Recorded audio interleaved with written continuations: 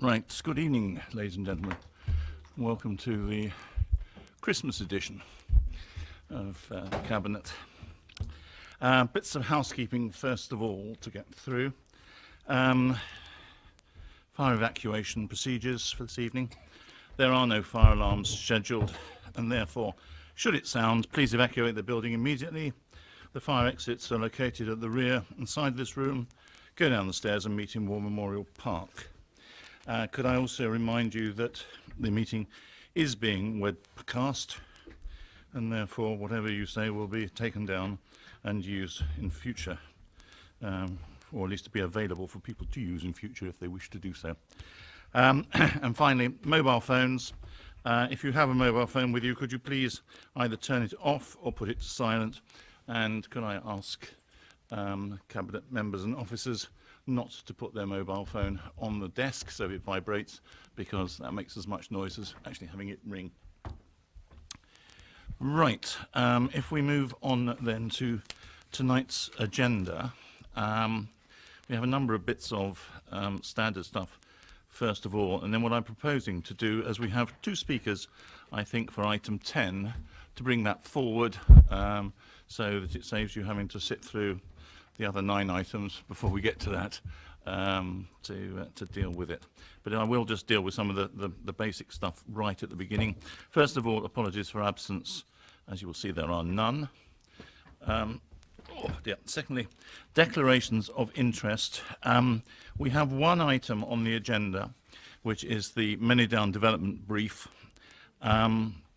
which in the past members of the Manydown Executive Committee have left the room while that is being discussed. This, I think, has led to something of an anomaly, because as this is a recommendation to full council, when it gets to full council, they then voted on it, because as members of the council, it's rather bizarre that they should be banned from voting on something which is of importance to the council, because they've been carrying out duties on behalf of the council. So I have asked for further legal advice to be sought on this for future reference. Tonight we'll go through the process of them withdrawing, but I hope in future we can just get this very clear and out so that everybody understands exactly where we stand on that. Other than that, members, does anybody else wish to declare any interest at all on any of the subjects tonight? If you forget and suddenly realise that there is one later on, raise it at the time of that item. Then we have the minutes of the previous meeting, which I have here, which we've had circulated. Any comments to make on the minutes? In which case I will take them as read and will sign them before the end of this evening, and that you have them at that point. Then let us skip over, as I advised earlier on, skip over these other items to get to item 10, the top of the town community centre, on which we have 2 people wishing to speak. I shall reverse the order on the grounds that courtesy says that Mr. Rhys-Harris, as a visitor, should go first, and then Councillor Harvey goes second. Can I ask the Cabinet Member for Communities and Community Safety to introduce the paper, and then Mr. Harris, if I can ask you to come forward to the table. If you'd like to, now, yes, and just wait while Councillor Bound introduces it, that will be fine. Right, Councillor Bound. Good evening. Okay. Thank you very much. So, Leader, this is the paper that looks at the conclusions drawn after the initial feasibility study for the top of town community facilities. And really what we're looking at is a recommendation that after the feasibility study and widespread consultation, that the new community facility is not progressed and the existing facilities in Council Road continue to be managed by the current community associations. that the council continues to support those community associations to ensure the existing facilities are maintained, to provide effective and efficient buildings as is possible within the budgets available, that a building assessment of community facilities in the town area, including Carnival Hall, the Irish Centre and Shoot House, is carried out to identify works to ensure these facilities can be maintained and, where appropriate, enhanced in the medium term, and that a further report be presented to the CEP committee to consider the prioritisation of maintenance and enhancement works to each of these facilities. To remind everybody that the available funding through Section 106 is a sum of 420,000 to be released into the capital programme 17-18 and 18-19 to carry out those works that are identified in the facilities assessment. Other options to be investigated for the use of the Brinklets Yard site, which was also part of this initial feasibility study, and that during the process of the consultation and the discussions at CEP, there was a gap that had been created by an oversight in the development of the community building strategy, and that be amended so that some clarity was given as far as permanent bars in community facilities going forwards.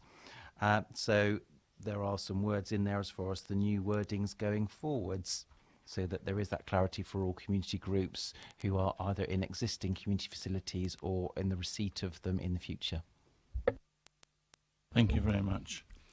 Mr. Harris, you have 2 minutes. The light will come on when I press the button here, and then you'll get it'll go yellow when you get to 1 minute left. So you've obviously found out how to turn the microphone on. So you have 2 minutes from now. Thank you, Chairman. Thank you, councillors. Our main concern at the Irish Centre is basically the inclusion of Shoot's House within the £420,000 fund. Basically, it's an old building. Is it listed? So it's would take up a lot of the funding that's within that existing budget.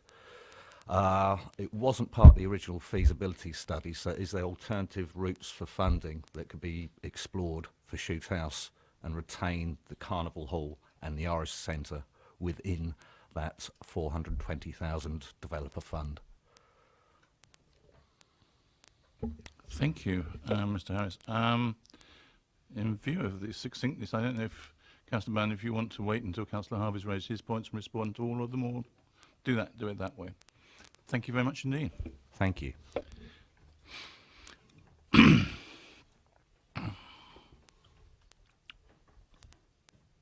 In which case, Councillor Harvey, good evening.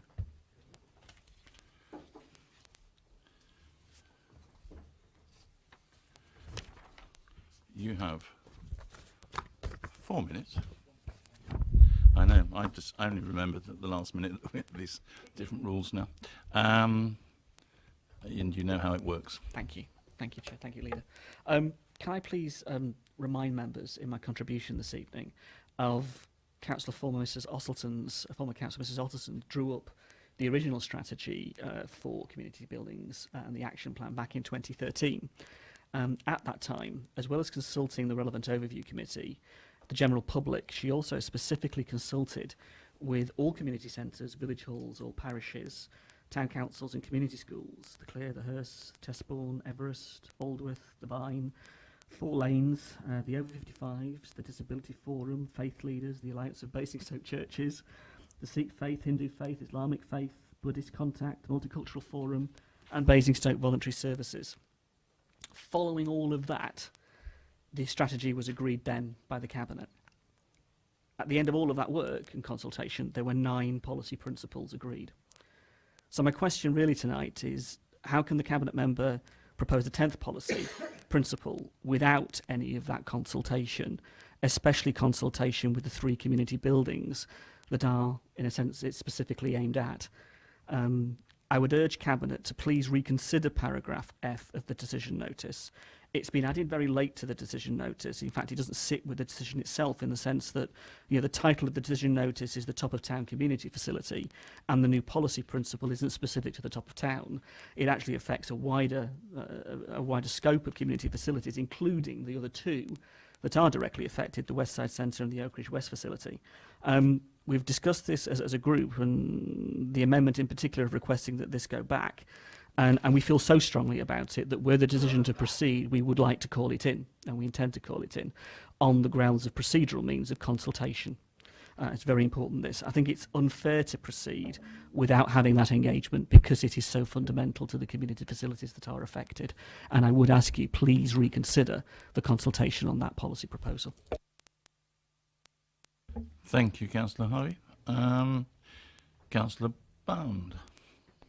Thank you very much, Leader. If I was to look at responding to Mr. Harris's point initially, I think Mr. Harris was at the CP committee meeting when it was discussed. Yes, absolutely. And I think it's fair to say this point was discussed quite a lot, and I absolutely take quite a lot of advice from those members of the committee, where we had two previous mayors, and we certainly had a conversation about the community benefits at the top of town provided by Carnival Hall, the Irish Centre and Shoot House.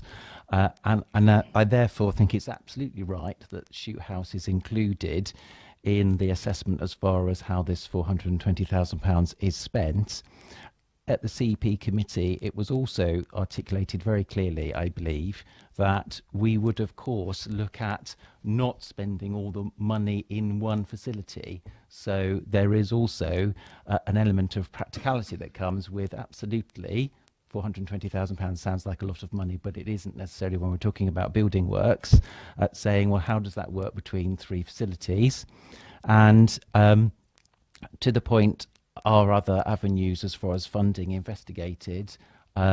I believe our community development team and many other organisations provide a lot of support to community groups who are running community facilities as far as finding as many different avenues for different types of revenue and capital works that are needed on community facilities. So I absolutely know that some different avenues have been used for certainly Shoot House and lots of other community centres in the past as well. So that, of course, would be explored, but believe it absolutely right that Shoot House is included as far as this assessment of facilities and work that's required. To move on to Councillor Harvey's point as far as the item F on the recommendation,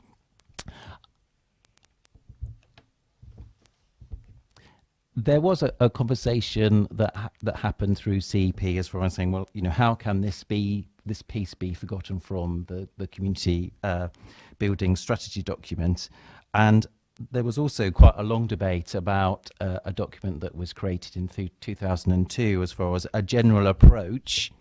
And there's been correspondence since as far as thinking about policy that's been delivered through custom and practice, and certainly delivered through actions. If we were to look at community centres like the West Side Centre, new buildings when it comes to Sherfield Park, new buildings when it comes to Rooksdown's community centres and the community centre at Beggarwood. So I think the policy, although not stated in the building strategy document, certainly has been delivered as far as actions, and also certainly said by every officer that I have ever met in community development when we talked about community facilities in the time that I've been looking at community facilities in this borough.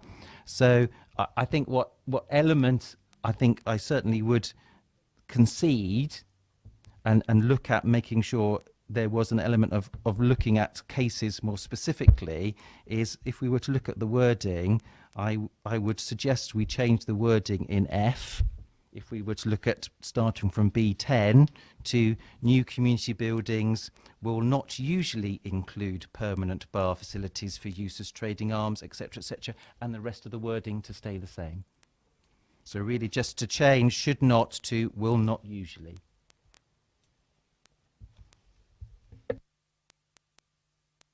Thank you. Right, that's on page 314 for those who are struggling to find, right at the bottom of page 314. and B10 there. And the rest of it remains on as before. I'm afraid it's not allowed. Would you like to come forward and ask for supplementary on this one occasion?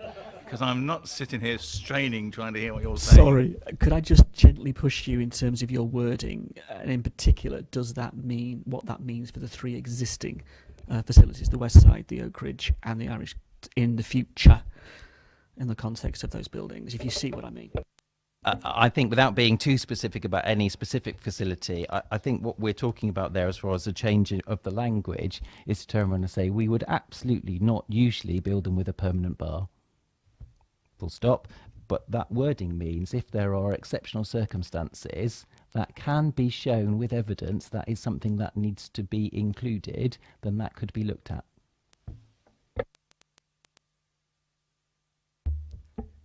Right. I'm tempted to say dancing on the head of a pin, but people keep talking about that in Parliament these days, so we'll stop at that particular point. If members are... Any other comments? If not, we are happy then to accept the recommendation, but with the change in wording on point F of 2.1 of the recommendation. Agreed? Good. Thank you very much, and thank you to our speakers. Then let us go back to item 5, which is the motion referred from Council on 31st of March 2016 on protecting parks and open spaces. Councillor Raffel.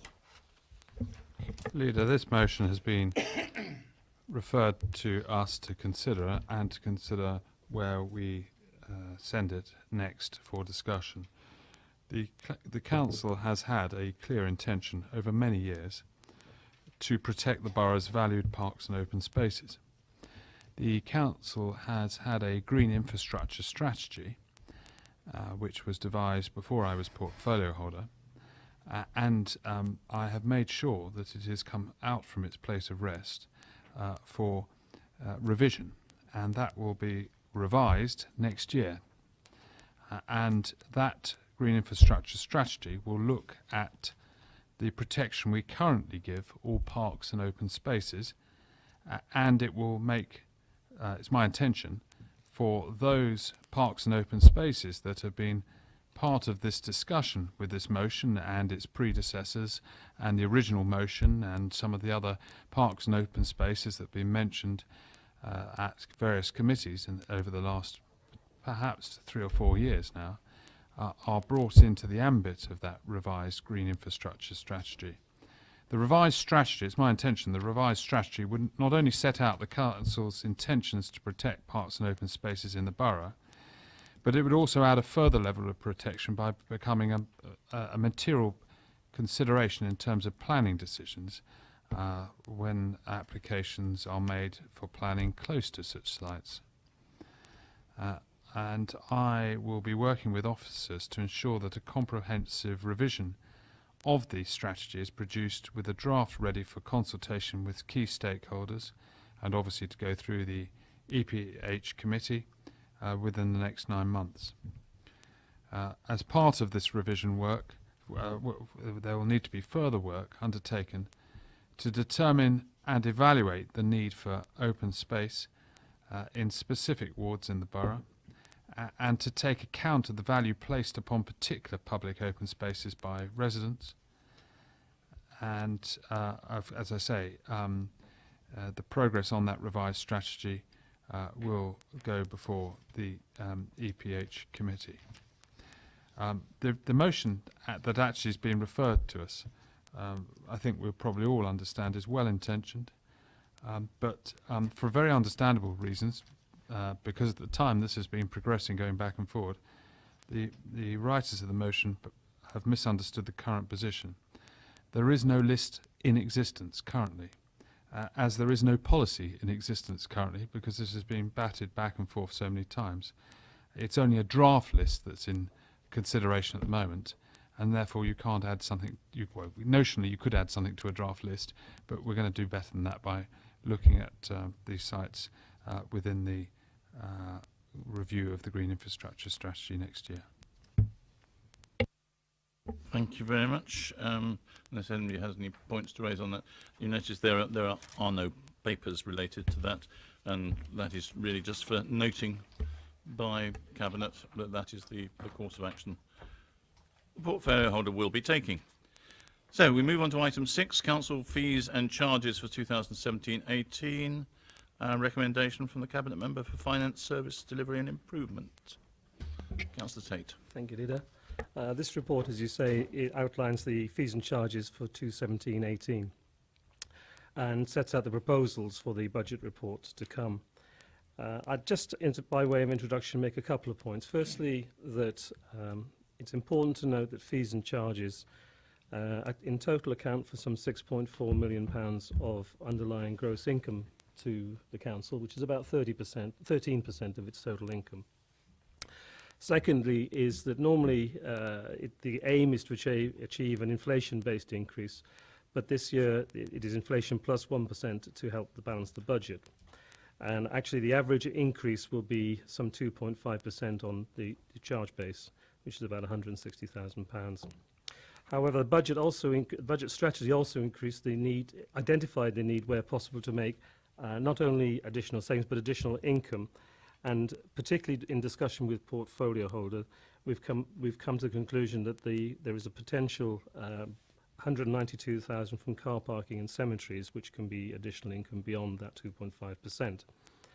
Now, this was discussed at a map earlier on, and we have taken note of the comments that were made, and that particularly relates to the town centre parking for those that are working full-time in the town car park centre. So basically the proposed fees and charges for car parking, the two key points I'd make. Firstly is that we maintain the 1 hour free parking for those that are using the short-term car parks, and that also secondly that as part of the proposal, as we move this through the budget, that there will be an increased communication to the public of those opportunities that are available for discounted fees for those that are working in the town centre. There are a number of other recommendations within this, particularly regarding some of the longer season ticket-based car parking, particularly in the Vine, and those are identified in detail. And without going into detail line by line, fundamentally we're sticking with the strategy of encouraging the short-term use and managing, where appropriately, the competitiveness of our longer-term offering across the car parking areas. So hopefully in doing so we meet the requirements that both the map range and also that members are comfortable with. Thank you, Councillor Tate. Does anybody wish to raise any questions? I think it's a very long and detailed report, and at the moment we start diving into the detail, we'll be lost. We'll stick with the principle, in which case can we take it as agreed? Good, thank you. Then sticking with you, Councillor Tate, the revenue and capital budget forecast, in other words, the expected outturn based upon information as of the 30th of September. Thank you, Leader. Again, just a brief summary in terms of introduction. Summary is that the net expenditure forecast is some 200,000 below budget, and that's due to two factors. One is a net saving of some 720,000, and the addition of a net income shortfall of 518,000. So those are both about 0.5% of each of their budgets. So they're well, I would say, within a margin of understandable error.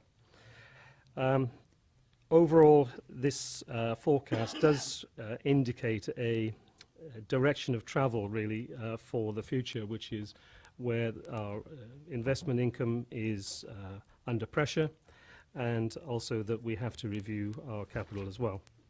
So income shortfall, particularly, that is lower interest, we have reduced income from the malls, and there is some reduction in the car parking. As I've mentioned, we did increase this year to 1 hour free, and against the forecast, it's clear that the number of usages has changed within that 1 hour sector, which we will have to review in a bit more detail and fundamentally understand how to manage that 1 hour better in the future.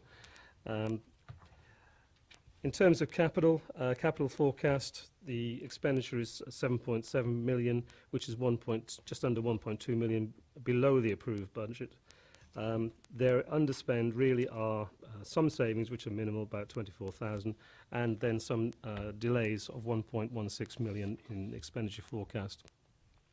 So overall, what we're planning to do is to make some transfer from risk reserves, from risk in the interest rate reserves to interest and investment income, some of 175,000, 58,000 to corporate management, and 214 to property and trading accounts. But I think the key message is that as we move forward into this next budget year and also into the MTFS, that these understanding this year's forecast will become something that will become underlyingly important to the next 2 to 3 years. Thank you. Got any comments? I mean, it seems so far so good, I think is probably the way to sum it up. But clearly there are some quite significant known unknowns in terms of the of our settlement for the coming year, not to mention New Homes Bonus, which could have a fairly major impact on the longer term forecast rather than on the budget outturn this year, that we shall need to take into account over the next few weeks before the final budget is brought to full council in February. That's completely without taking account of the impacts of Brexit or not, if there aren't any. But it's, I think we are facing a period of economic uncertainty, I think is the way that we need to look at it. So steering our way through that period is going to be not easy, and therefore a degree of prudence is called for to make sure that we actually position ourselves to come out the other end of that sensibly, and at the same time provide for doing all the various things that we are trying to achieve as part of a very ambitious programme of regeneration, redevelopment, development, to meet our growth objectives for the longer term. So another 6 months anyway to be added on of good, sensible economic management. Talking of those longer term projects, we come to the Manydown Development Brief supplementary document. And this is the first of the stages where we are asking people to do shuffling around, and I shall ask the members of the Manydown Executive Committee. Oh, sorry, I thought we had actually. I agree. Yes, sorry, I apologise. I thought we had actually made a decision, but not at this precise moment. They're all going to get up and go out now before you start speaking. This is probably a very wise move. Yes.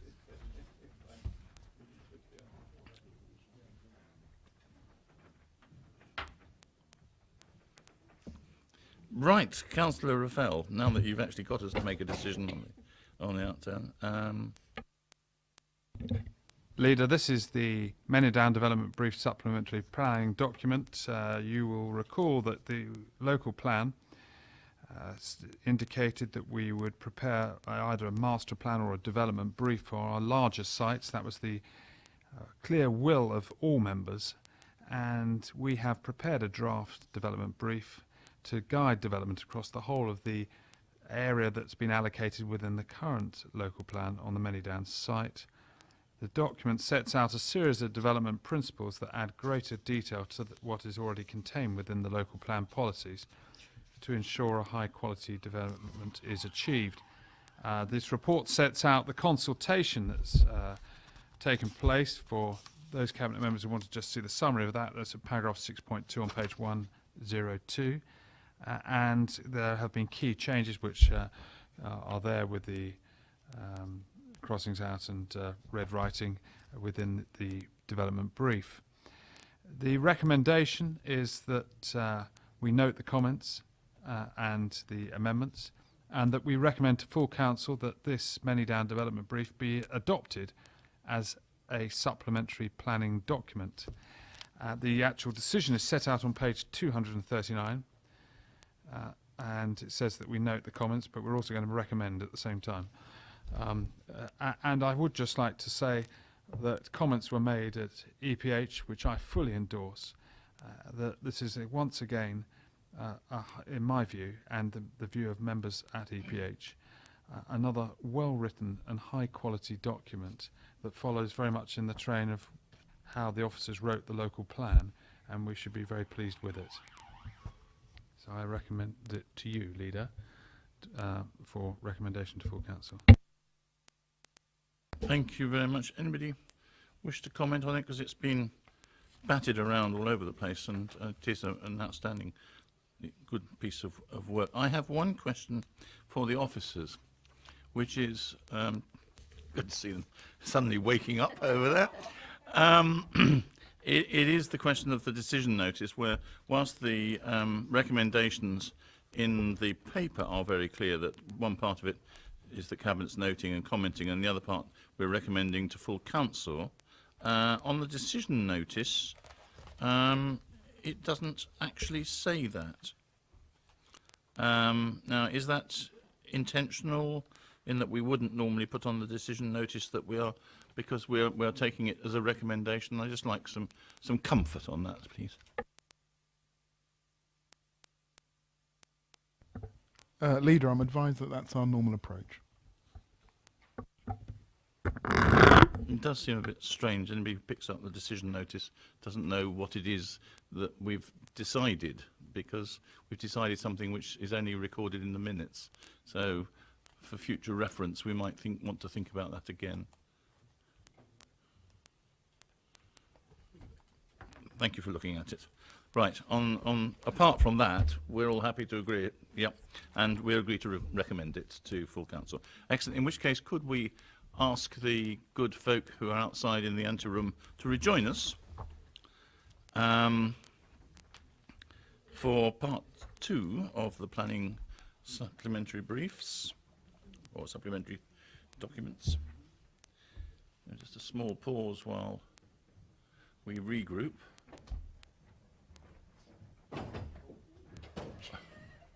Or not, as the case may be. Leaving.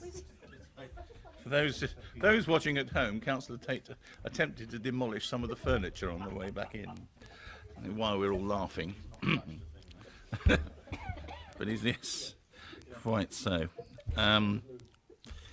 It moved very quickly. Well, Councillor Raffel, it's you again, this time on the other side of Basingstoke.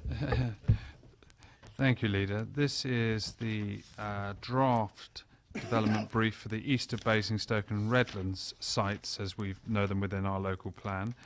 And the proposal is that this draft brief will be subject to public consultation exercise in early next year.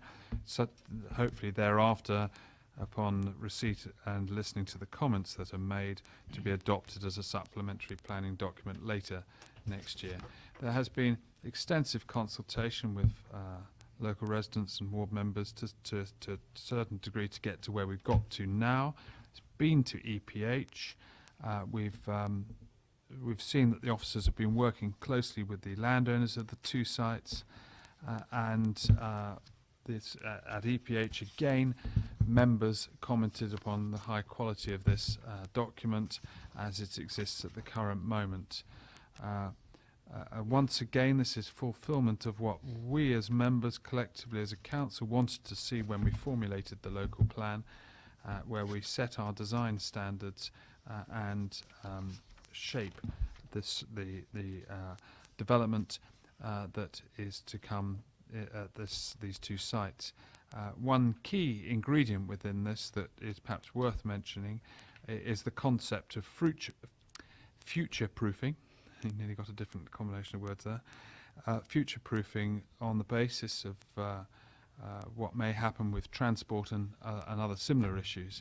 And obviously the east of Basingstoke site has the capacity for further development on it, potentially outside the currency of the existing local plan. So the decision notice is set out at page 311 for you, and I'd urge you, Leader, to approve this decision. Thank you very much, Councillor Raffel. Another brick in the wall, I think, is the appropriate way of looking at it. Important guidance documents, both of these two, the one that's being recommended to full council on Manydown, and now this one which will no doubt come forward in due course for a recommendation to full council after consultation has taken place. So, any comments at this stage? I think if we just pass it through as quickly as possible, and it's good to see we're getting on with it early in 2017. So good, thank you very much. Now, we come to two items, item 11 and item 12. Item 11 is an investor grow opportunity where we will be considering a proposal for the acquisition of the head lease interest in an industrial warehouse premises currently owned, freehold of which is owned by the council. And then secondly, a proposal that sets out the arrangements for the release of part of Plot W from the development agreement on Basing View for the development of a village urban resort hotel. Now, both these papers are confidential, are on pink papers, and therefore I have to ask members to pass the following motion that pursuant to section 100 brackets A brackets 4 of the Local Government Act 1972, the public be excluded for the remainder of the meeting on the ground that the public interest in maintaining the exemption outweighs the public interest in disclosing it, and therefore that exempt information is likely to be disclosed as defined in the appropriate paragraph of Schedule 12A of the Act. Are we so minded? Well, last time we said to exclude them until we invite them. I'm coming to say that. Yes. So I shall now ask all members of the public to leave. It's the trouble having a bloody lawyer in the room. With a memory. We shall therefore ask that the webcast is turned off, and it can be turned back on once our discussion is over, when we will record the decisions that we have made. I shall now wait for a sign that the webcast has been turned off. Right, so just to conclude then, we discussed the two items and accepted the proposals and recommendations therein on the investor to grow opportunity and also for the release of Plot W from the development agreement. Those recommendations were in part for decision by the Cabinet tonight, and also contained recommendations to go to full council on the 16th of this month, which will again have to be held in confidential session at that time. So, with that, I think we can conclude this evening's meeting at a time which I can't read now because the lights have gone off, 19:15, and I wish you all a very happy Christmas.